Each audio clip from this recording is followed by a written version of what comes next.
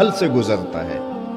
تو وہ ان کہانیوں کو بیان کرتے ہوئے جب عید کا چاند طلوع ہوتا ہے اور بچے اپنے مکانوں کی چھتوں پہ چڑھ کے عید کا چاند دیکھتے ہیں، اور چاند جب نظر آ جاتا ہے تو پھر وہ نیچے آتے ہیں، تو اتنی خوشی ہوتی ہے کہ سرشاری کے عالم میں بچے 3 سیڑھیاں پھلانگ رہے ہوتے ہیں۔ تو جب وہ آخری سیڑھی پہ آتے ہیں تو شور سن کے باپ بھی پہنچ چکا ہوتا ہے، اور سیڑھیوں پر ہی اپنے بچے کو اپنی آغوش میں لے کے سمیٹ لیتا ہے اور اس کا منہ چومتا ہے، اور یہ خوشی کا عالم جو ہے وہ اور دوبالا ہو جاتا ہے۔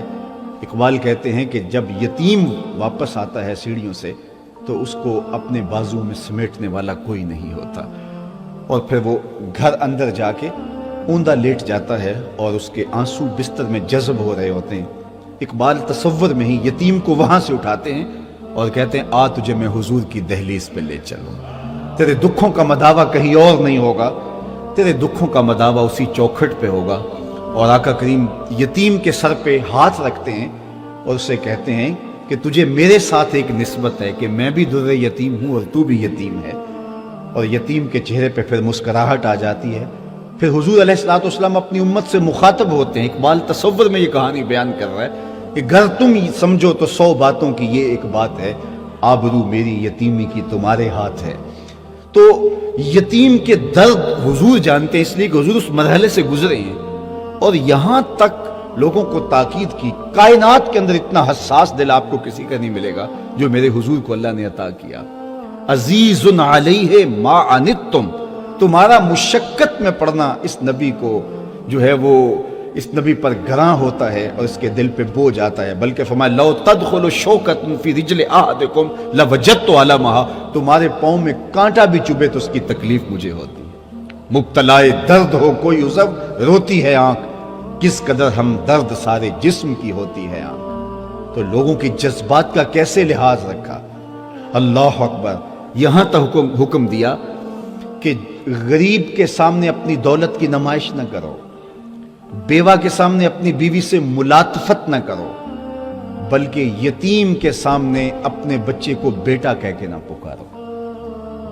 ہمارا بیٹا ہے، بیٹا کہہ کے پکار لیں گے تو حرج بھی کیا۔ کہا تم نہیں جانتے کہ جب تم اپنے بیٹے کو بیٹا کہہ کے پکارتے ہو، اس سے اظہار محبت کرتے ہو، تو یتیم کو اپنا باپ یاد آ جاتا ہے، اور اس کے پھر دکھوں کا مداوا کس کے پاس ہے۔ اس لیے سید سلیم گیلانی نے کہا تھا کہ امیر آدمی آسائش نہ چھوڑیں، نمائش چھوڑ دیں تو غریبوں کی جان سوکھی ہو سکتی ہے۔ لیکن ہم لوگ اپنے رویوں سے، اپنے طرز زندگی سے لوگوں کی اذیت کا سامان بنے رہتے ہیں۔ میرے حضور نے جو دین دیا اس میں تو اتنی حساسیت ہے کہ اپنے گوشت کی خوشبو سے غریب ہمسائے کو تکلیف نہ دو، یا تو تھوڑا سا پانی زیادہ ڈال لو، اور فرمایا شوربے کی ایک پیالی ہمسایوں کے گھر بھی بھیج دو۔ اور اگر تم اس پوزیشن میں نہیں ہو تو پھر ایسے زاویے میں، ایسے انداز میں اس کو پکاؤ کہ غریب کے بچوں تک اس کی خوشبو مہک نہ پہنچ سکے۔ بچے تو بچے ہوتے ہیں، ضد کر بیٹھے تو ان بلکتے ہوئے بچوں کے آنسو کون پوچھے گا۔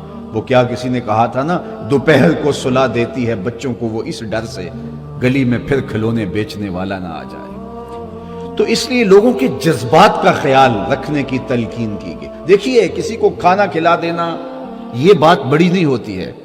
اللہ تعالیٰ نے قرآن مجید میں سورہ الفجر کے اندر ارشاد فرمایا کلا بل لا تکرمون الیتیم، تمہارا مسئلہ یہ نہیں ہے کہ تم یتیموں کو کھانا نہیں دیتے، نہیں، بلکہ تمہارا مسئلہ یہ ہے تم یتیموں کو عزت نہیں دیتے۔ بچا ہوا کھانا کہیں پھینکنے کی بجائے کسی کے منہ میں پڑ جائے اچھی بات ہے، یہ تو کمال نہیں ہے۔ اصل عزت نفس بڑی چیز ہے، اس کی محرومی کے احساس کو ختم کیا جائے۔ میرے حضور علیہ الصلوۃ والسلام نے ارشاد فرمایا اس کائنات میں سب سے اچھا گھر کون سا ہے؟ اگر آپ سے پوچھا جائے سب سے اچھا گھر کون سا ہے؟ جو عالی نسب سوسائٹی میں واقع ہے۔ سب سے اچھا گھر کون سا ہے؟ جو ساحل کنارے ہے، جس کے لان کشادہ ہیں، جس کے کمرے کھلے کھلے ہیں، جو کسی پرفضا مقام پر ہے۔ سب سے اچھا گھر کون سا ہے؟ فرمایا سب سے اچھا گھر وہ ہے جس گھر میں یتیم رہتا ہو اور اس کی عزت بھی ہوتی ہو۔